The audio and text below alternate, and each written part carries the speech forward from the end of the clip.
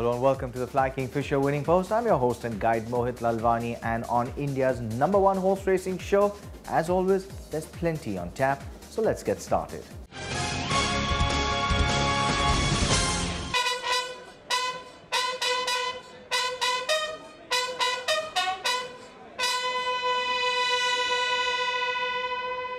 The Grade 3 Southern Command is run in Pune each year, and despite recently being downgraded, is amongst the most sought-after trophies over a mile in the country. Presented by the Southern Command, this year's field had a total of 7 runners which represented Western India's best milers. Led into the parade ring by number 3 Native Knight, here was a galloper with a heart the size of the Pune racecourse. A horse who would prove to be versatile in the highest class of races, and having shed his best man status this year, gave his connections the optimism required to take on the best yet again. His main threats were the pacey Shroff-trained Onassis, who came from one of Nanoli Stud's best broodmare families, and with Rajendra on board attracted plenty of market support.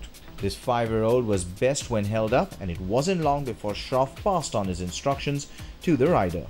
Star Future from Kuji Kathrak's yard had had a checkered career so far, with injuries and disqualification in the country's most important mile race after running second there. A suggestive third on his first start in Pune was indicative of his return to form.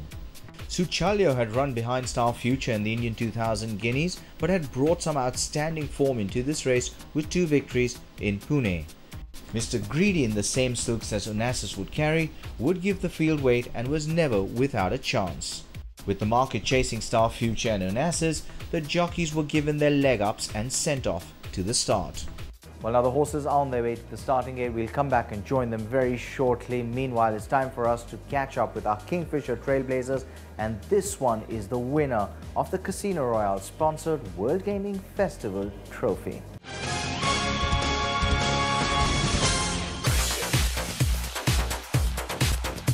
The Casino Royale Goa WGF September handicap on the 4th of September saw a strong set of 3-year-olds tackle the mile.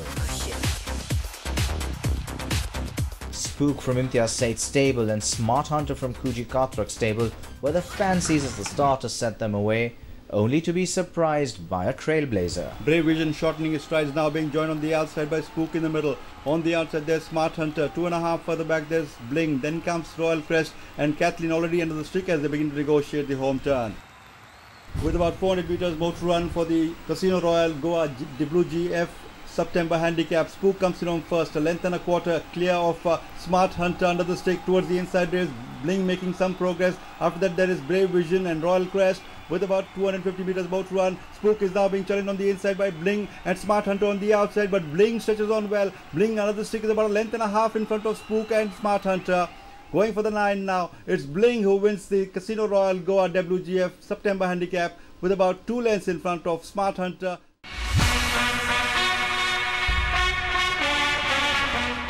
Bling was saddled by Sanjay Kholse, and the progeny of Earth is a true Kingfisher trailblazer.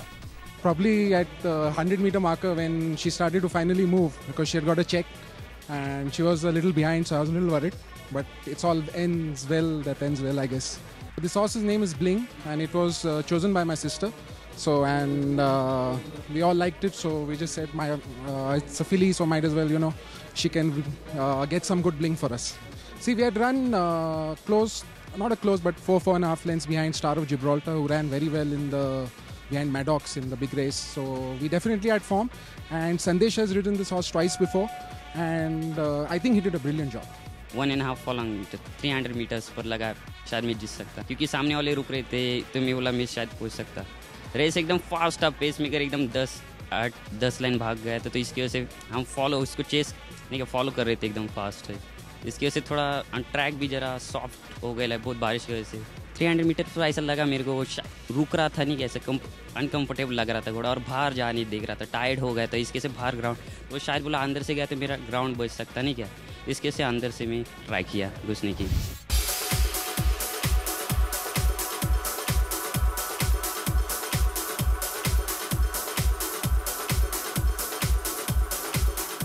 Well, and again to remind our viewers, the horses from our main race, the Southern Command, are at the start. We'll take a break. We'll come back and join them shortly. Don't go anywhere.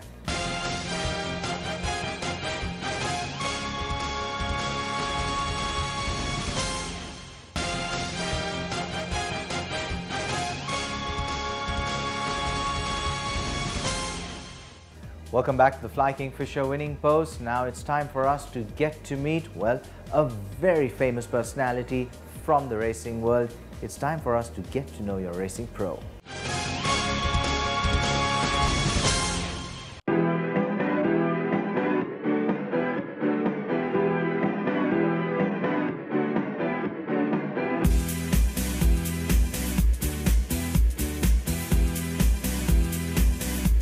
Narendra Lagat is amongst India's most senior trainers, and it would be correct to say that horse racing is in his blood. Right from the beginning, the first time I could understand horses, I wanted to be a trainer. I'd made up my mind. So I was born in my bungalow where we were surrounded by horses because my uncle Major Jadhav was a trainer and we were a joint family. So we grew up with horses. This Pune season has been special for Narendra Lagat as he looks to add one more championship to the feathers in his hat. I'm there in the lead for the championship once again. I hope nobody comes from the back and pips me. That's always a worry. With Pune being his home, there are those who believe that his results are better there. No, not really, because I had 31 winners in Pune and 31 in Bombay, so both the seasons were the same actually. Both are good. But having now won many championships, are there any other ambitions? Yes, championships of course are there, but I've yet to win a big classic. That would be my real happiness. Training racehorses is more of an art than it is a science. Each trainer has his or her own brushstroke, and clearly Narendra Lagat has found a far-sighted formula. Because I don't buy very top-end horses basically, I buy the midline because I believe in owners buying medium-priced horses which we can recover and stake money. And so that if they buy an expensive horse and it fails, they leave the game. I don't believe in that. So I hope one day one of my medium-priced horses do well. Behind the success of every man, there is a woman. Narendra Lagat's wife Sherbanu is a pillar of support in his stable. It's certain that there are more successes awaiting this team. Well, Narendra Lagat looks certain to win the championship in Pune this year. Let's leave India for now, head international, for it's time for us to catch up with the latest racing action from Singapore. The Causeway Classic Stakes Open for 3-year-olds on the 21st of August attracted just 7 into the parade ring for the 1800-meter journey on the polytrack. Patrick Shaw had 3 of the 7, including Thundering Jet, who was ridden by Baron Voster, and Southeaster, who had Saimi on board and who had run second on his previous start. Michael Friedman saddled a 9-year-old Parfumier and was looking to go one better from his second-placed finish behind You Got 10 days earlier. Samurai Phoenix, a winner on his previous start, was the long shot in the race and was saddled by Cliff Brown and ridden by S. John. And they're now racing in the Causeway Classic Stakes. As the start to set them away, it was the third runner from Patrick Shaw's yard, Trafalgar Legacy, who got to the lead. And Olivia Plesset going forward, Southeaster, Samurai Phoenix, but they're all happy enough to let Trafalgar Legacy go to the front. He was placed in the Derby just a month ago, Trafalgar Legacy, and with one circuit to go, he leads the Causeway Classic Stakes by 2. Now the stablemate Southeaster goes into second, Samurai Phoenix into third, about a length and a half away as they turn out of the straight, and then Parfumier, who's over on the inside in fourth, about a length away, Thundering Jet. The Gold Cup winner, Risky Business, about a length away in second, last spot, and Pina Colada's gone back to last. Inside the 1200 metres as they stride towards the back, and it's Trafalgar Legacy leading out by the best part of 3 lengths here. In second spot is Southeaster, a length and a half away, then Samurai Phoenix, a neck away fourth on the inside, Parfumier, about a length and a half away then to a Thundering Jet.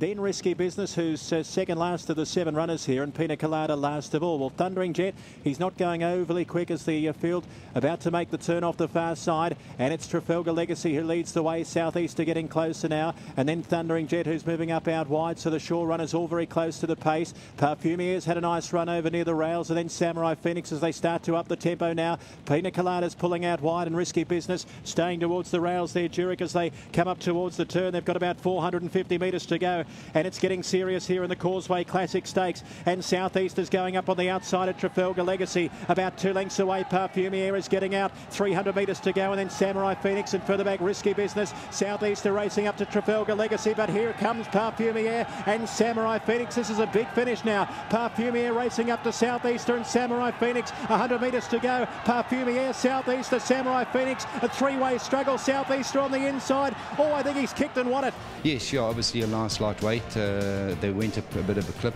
I think they went a little, St. Rica, they went a little bit fast. It'll suit Southeaster. Of course, the further the better. And like you said, you just plug back. With no weight on his back, I just make them carry the weight, and he's got a nice run. I just start off early because he's got no weight, so he make use of the advantage, and it works. Yeah.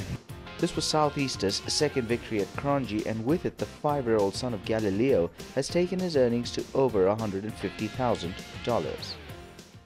Well, and the big news from Singapore is that Rocketman, their champion sprinter, is now heading over to Japan for a tilt at a Group 1 race. We will bring you all that action in a future episode of the Fly Kingfisher Winning Post. Meanwhile, we're going to take a short break. Come right back. Don't go anywhere.